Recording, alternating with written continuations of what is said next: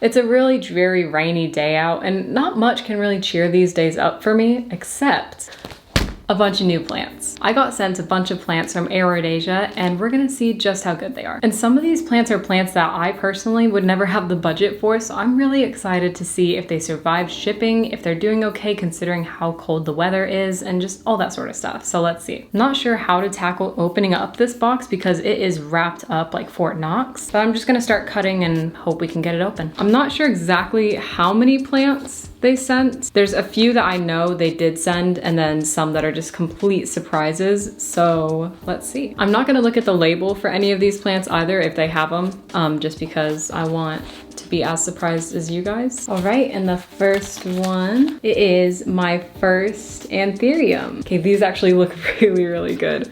This is my first Anthurium I've ever gotten. It's an Anthurium clarinervium, I believe, and it has there's like 0 damage on these leaves, which is insane. The leaves are a really good size on this, and they're super velvety, and the veining is so pretty. I see a lot of people have Anthuriums, and this is the one that I've heard is the easiest care, so I'm excited to see if it will actually survive in my care. I am going to take a look at the roots though here. Thing is, even if the leaves look really nice, the roots can always make or break it, because if they have no roots, then there's no way it's gonna survive. And these are wrapped pretty well, so we'll see if they survive. It's just wrapped in like some tissue paper or something. Okay, the roots are not too bad actually. The roots on it, they look like they're alive. They do look a little bit dry, but I think I'm just gonna put it in some water and see if it kind of recovers, because I do see a little like root nub coming out of closer to like the new growth section.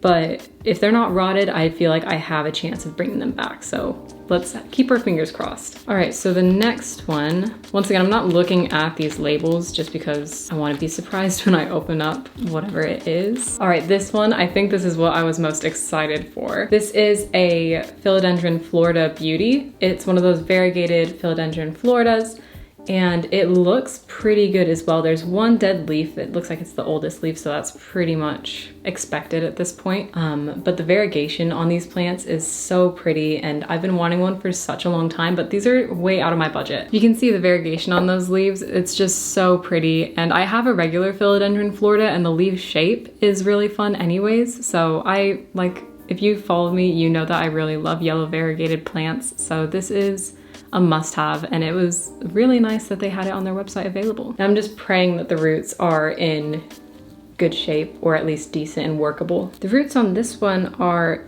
interesting because it looks like there is a like node down here from maybe a previous time that they cut it or something like that. But they're looking pretty good. Like none of them are really rotted. There's just some that are damaged from like being bent or broken in shipping. If anything, they're just a little bit dry, but I'm gonna take off that little dead leaf there. So the roots look decent. It's again kind of the same case as the Anthurium, where I'm just gonna have to put it in some water and then it will be good to go. And all else fails, there's a couple of places where I can take some propagations of this plant, so we'll find a way to save it. This one is a lot heavier, so I'm wondering what it is. Because I don't think, none of the plants that I got that I knew of were big, heavy plants.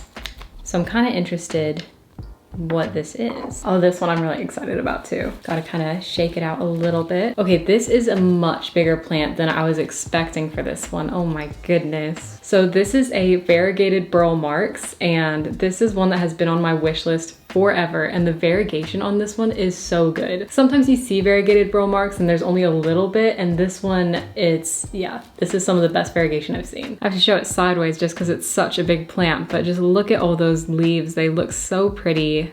There's some that don't have, you know, any variegation, but I feel like variegated Bromeliads are a bit more unstable regardless. But I am so excited about this one, and just how big it is too. I'm so excited. Now we just need to take a look at the roots and pray that they're in good shape. Okay, so I am so shocked right now because this is like 3 individual plants, and the roots on every single one of them look so good. I hope you can see, but all these roots, they are so good. They're even better than some of my Bromeliads that I have at my own house. And I'm just blown away that there's 3 individual plants with this one kind of like plant, if that makes sense. Yeah, this is just crazy, and yeah, this is my most excited one, I think. Okay, on to the next one. This one's the smallest out of all of them.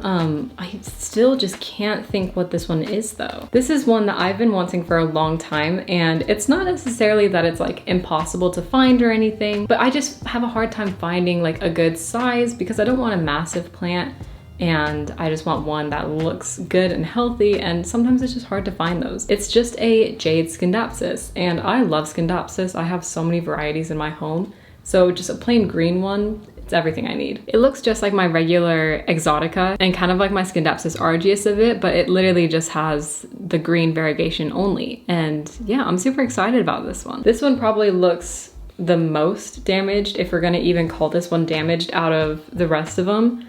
Just because there's a leaf at the bottom that's starting to die off, but I mean, it's still basically perfect. Now let's just see if we can get to these roots. Skindopsis roots are usually pretty big, so I'm anticipating these to be just fine, especially considering all the other ones were perfectly fine and had zero issues at all. And I'm going to have to eat my words a tiny bit here because although the roots that are on here are not bad, there's just not much root there. It looks a little bit more like a cutting that maybe is slightly rooted, but yeah, I can definitely put that in some water and save it. The roots literally, yeah, they're very short, and I usually wouldn't plant plants with roots that small. So this one is definitely going to go into some water, and I might even cut it up further to make several smaller propagations. I still do think that it will have no problem being completely healthy and fine, but we'll just have to see on that one. This next one's another like medium-sized one. I'm trying to think of what it might be. I have one idea for one of them, but there's two left, so I don't know which would be which. Ooh, this one is an interesting one. This is a Variegated Monstera Adansonii, and this is one that they sent me as a surprise, and I am so interested to see how it will grow. The variegation, once again, looks really good. There is a couple more leaves that are a little bit, not damaged, but I think this plant is just a bit more susceptible to weather changes and just all that sort of stuff. And I'm sure the variegation makes it a little bit less stable. So as you can see, the variegation is kind of more faint right now on some of these leaves just because of, I think just the dullness, and the trip has just made them a little bit more on the yellow side, but there's a lot of healthy leaves still here and stuff I can work with. So I do think that this is gonna have no problem bouncing back. And the roots on this one are actually really, really good. So this plant is definitely going to make a comeback here. As you can see, there's so many roots there. So it definitely was well rooted before it even made the trip. And I don't really think it's gonna have a hard time adjusting to, I'm gonna water propagate all of these plants first because water propagation is kind of what I do best. So I don't think it's gonna have any problem. All right, and then this is the last one, and it's another kind of heavier one. So we'll see what it is. It seems like it probably has like bigger leaves because this one's kind of folded in at the base here. But yeah, we'll have to see. I am so confused because I just see a stem here, and I really, like, you can tell how I don't really branch out with plants, that I don't really know what this would be. It feels a bit like a Hoya, but I don't know what Hoya they sent. All right, the size of this Hoya is actually insane. I don't think I've ever seen one this big. I remember seeing a bunch of Hoyas on their website, but I never really like have much luck with Hoya, so I don't spend the time looking at them because I feel like, oh, I'm just gonna kill them if I get them, even if they're super pretty. But this is insane. Okay, so I just checked their website and it says it's a Hoya Calista Fila. Calista Fila, you can correct me in the comments if I'm saying that completely incorrectly. But this is literally the most insane Hoya I've ever seen, and the veining on the leaves is so fun. Hopefully the roots are good because, like I said, I haven't had a ton of luck with Hoya, and I just hope this one does well because it would be insane to see this kind of grow out and become a lot bigger. The roots on this one too are not bad at all. They look like a super dried mess right now because Hoya roots are just so much thinner than like Philodendron and that stuff. But they are completely intact and look really, really healthy. And I'm sure with a quick drink of water, they will be completely ready to go. This one is probably the one I'm most shocked about because I don't think I've ever seen this Hoya. And yeah, I just am super interested to see how it does. It's so interesting because like the leaves aren't even flimsy. And if you know Hoya, you know if like they're not doing too well or if they get thirsty, the leaves are super flimsy and just like lose all of that kind of stiffness that they usually have. So yeah, I'm super excited about this one. But those are all of the plants that they sent me. I think out of all of these, I'm probably most excited about the Philodendron Florida Beauty or the Philodendron Bromeliad, the variegated one, just because those have been on my wish list forever. But I'm also really excited to see how the Hoya grow and how the Anthurium grow, because those are completely new plants for me. Well, I've had Hoya before, but you know, this one that's a bit more exotic, a bit more just different from your average kind of grocery store Hoya.